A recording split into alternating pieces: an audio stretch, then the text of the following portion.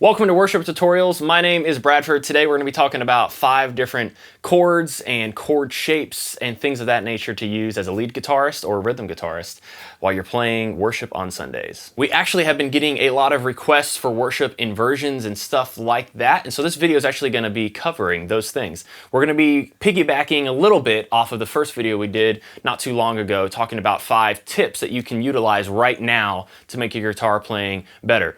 Take a look at that if you haven't, and then come back here because we're going to be kind of combining those two things today. The first thing I'm going to show you is just some basic chord shapes to use when playing rhythm while you're playing a major or a minor chord. And maybe if you're just trying to pick something out and let it really sit in the mix better than a washy, big, stinking rock chord.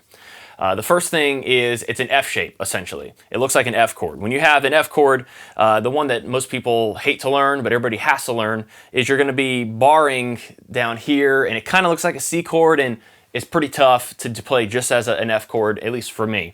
So we're going to kind of reinvent that shape a little bit so you can see how it looks and feels when we're playing worship music. And just so you can kind of understand just how easy it is to move, we're actually going to be learning it from the A position. So what we want to do is utilize our thumb because that's going to be giving us our root and our bass, and you're going to make sure you can start wrapping your thumb around because that's real crucial for this chord shape. So for this instance, we're making an A chord using this F shape. So wrap your thumb around on the low E string and hit that 5th fret to give you an A note.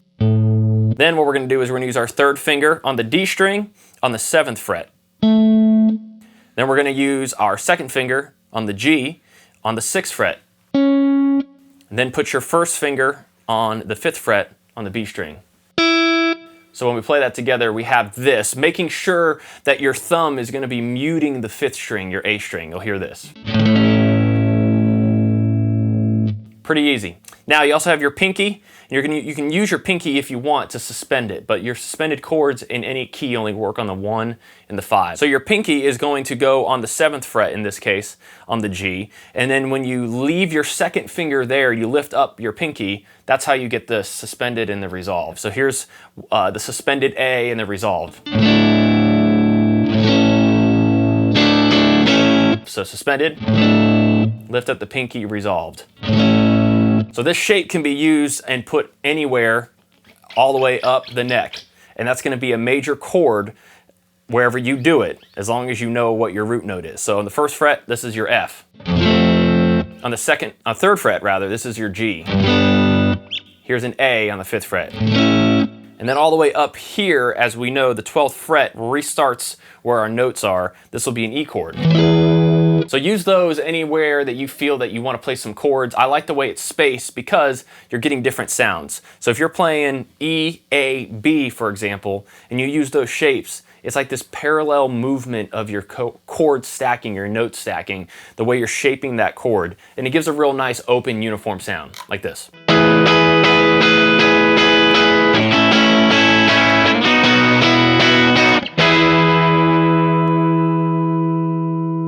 Different chords, but I didn't play any shapes differently. I just scooted up and down the neck. The other option real quick is to play a minor chord by doing something very, very simple. Just fretting the whole thing, minus the A string, just like what we just talked about. Use your 1st finger and wrap it around here so you get your E, B, G, and D, and then use your thumb to wrap that 5th fret as well on the low E string. You'll be muting that A string if you're doing it right, and you'll get a minor chord. In this case, just like we did the A major, this is an A minor. And same thing, as you scoot it up and down the neck, wherever it is, that's a minor chord. I use those almost exclusively when I'm playing chords. Nice, uniform, very modern worship sound. Next thing I'm going to show you is how to utilize a D chord to play lead stuff, and then how it also can pull out to be what I like to call a worship triad, or maybe like a worship power chord, because that's essentially what it is. D chord, we know how to do it. It's between the 2nd and the 3rd fret. The reason this is a D chord is just based on your top 3 strings, your E, your B, and your G. Your E string is hitting an F sharp, your B is hitting a D, and your G is hitting an A. And so that's your chord just right there, with an easy suspension that you can reach. Now, if you scoot this up on the B string, on the fretboard, wherever your finger is on the B string, that is what chord that will be. So if you hit back up here where this chord, where we know the notes restart, this chord is going to be a B. If you go back 2 frets, this is an A. 2 more, it's a G. Real easy example here is Alive in You by Jesus Culture. That intro riff, and actually part of the chorus, is you're going to be hanging out, sitting right there on this D shape, and you're going to be playing that intro riff line.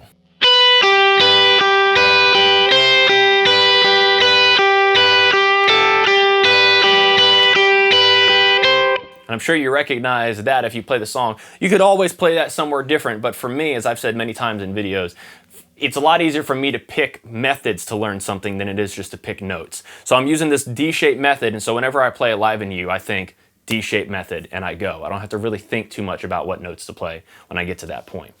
Now, when we have that same shape, we're very close to the relative minor of that scale. So if we're playing in the key of G, our minor chord in the key of G, our relative minor, is an E minor. So we stack our fingers like this to make this A minor bar chord shape, which is this. If we bar it up here, starting at the 7th fret, the only real difference between this and this is your first finger is barring from the A string all the way up to the high E string. So you hear this, and then we throw that A minor shape on it and we get this. So that's an E minor chord. So our relative minor in our scale is the 6th note in this major scale. So we got the G right here, and we got the E minor right here. And I could actually get the G chord by just lifting up these 2 fingers and just hitting the top 3 strings. So between that, easy access to your minor shape, here's your G, and then I'm going to show you the worship power chord, or like a worship triad. The most common example, and the way I actually learned this triad, is when I was learning how to play Salvation Is Here. That riff right there is using something like a power chord, or what I just call a worship triad, because I can use those 3 notes pretty much anytime, anywhere, for any part of a song. So what I do, and we'll go back to using this G shape, here is that G chord using a D shape. I know we're talking about lots of keys, but this is how I remember it, and this is how hopefully it'll make a little more sense, because that's exactly what we're doing. A D shape. Now, if we take our finger and switch kind of our positioning here, pinky on the B string on the 8th fret, throw your 3rd finger on the G on the 7th fret, and then use your 1st finger to kind of bar the whole 5th fret, starting from the D string down. We get this kind of shape. So what I use this for is certain parts of songs, especially like This Is Amazing Grace, the chorus of that, the chorus of Lion and the Lamb, stuff like that. You just alternate, kind of go back and forth between 3 different shapes. We'll say shape 1 is like this. Shape 2 is just slipping your pinky down a fret, half a step. And the shape 3 is with your pinky back on the original setup, but lifting your 3rd finger. You can bounce between the 3 depending on what the song calls for and get something like this.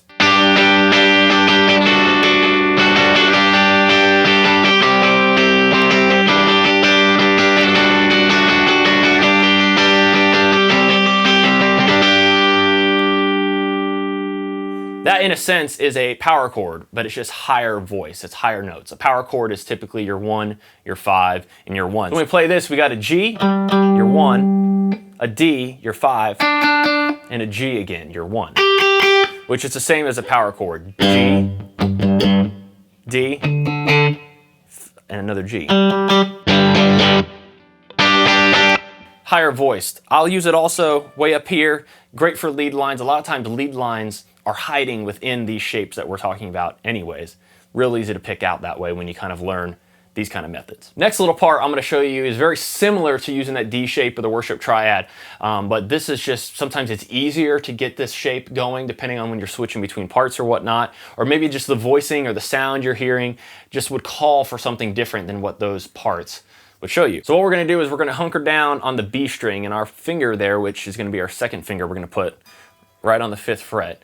is going to stay still, and everything else we're going to be doing is going to be jumping around and stretching and moving around that. You got this common tone coming through. Now, the way we're doing it is using the A major scale, but this note is actually an E. So it all depends on what song is calling for it and what needs to make sense where and what notes are lining up. But that's why we're doing a video like this, so you can have the tools and be equipped to be able to figure out what needs to happen. So hunker down on the 5th fret of the B string, and then you're going to put your 3rd finger on the E string on the 5th fret. You got this. Now that's the top of the A major scale. You're going to want to have your 1st finger available because we're going to put it right behind on the 4th fret, a half step down from there, so we can get this suspension tension kind of thing going, and we'll do something like this. You bounce between those two. Now you're going to be able to need to stretch a little bit with your pinky and hop on over to the 7th fret on the E string. And we get this kind of thing when we bounce between the 3, depending on, again, what the song calls for.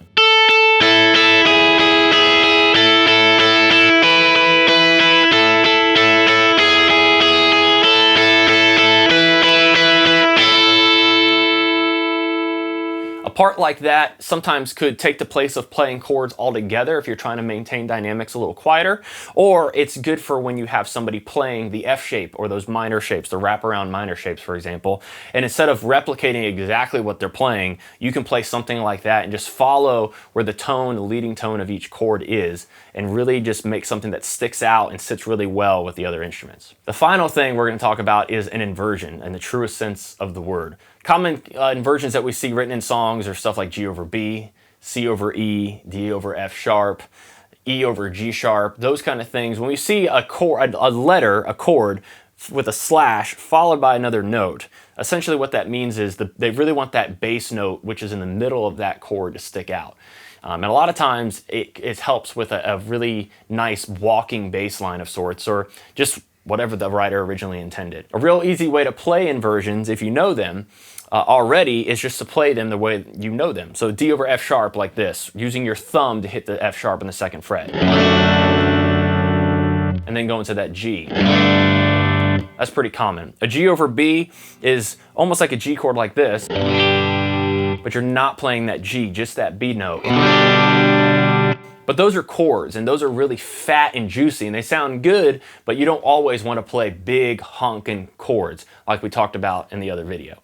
So an easy way to do some inversions is to pretty much take your bar chords. These are like A-shape bar chords like this. This is a C, using a very similar shape to the A chord like this, but using your 1st finger to bar. We kind of want to like flip it around in a way, and instead of like this, we want to go like this. So you can hear that E note jump in. So what we're doing is we're keeping this finger, this fret there. Those are the top part of the notes, with the 1st finger really hitting the bass, the C. And instead, we're going to put our 1st finger where our 3rd finger was, and then use our 3rd finger to hit the E. So it's an inversion. So this is a secondary inversion. It's bringing the 3rd note, or the 3rd note of the scale, but the 2nd note of the chord to the bass, to the bottom, to give it some different flavor.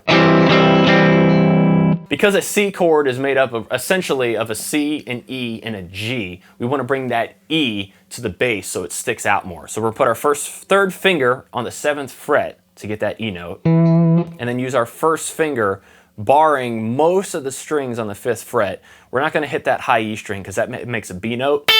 We don't want that. So just concentrate on your D, G, and B, and use your 3rd finger to get that 7th fret. And you can move the shape around anywhere. And again, if you know your notes, you're going to know what your inversions are. So this is a C over E. This is a D over F sharp. This is a G over B. And this is an E over G sharp. You can use these all the time. You can always play an inversion while the chords are playing. Maybe the chord progression is E, A, and B. Again, you could still play inversions if you wanted to. So at the end of the day, when you're playing a song, I can almost guarantee that you're going to use probably 2 of these methods to figure some things out. Whether you're playing them as a rhythm player or a lead player, you're the only electric, you're one of 3 electrics, whatever it is, you're going to utilize these to some extent. And this is how a lot of the songs that you're probably playing today are built, and how those chord parts and those rhythm parts and the lead parts are put together. So I hope this is beneficial. I hope you find this helpful. If you got any questions, of course, leave a comment, and thanks for joining us today. Bradford mentioned a C note. In my opinion, C note's a $100 bill. All right.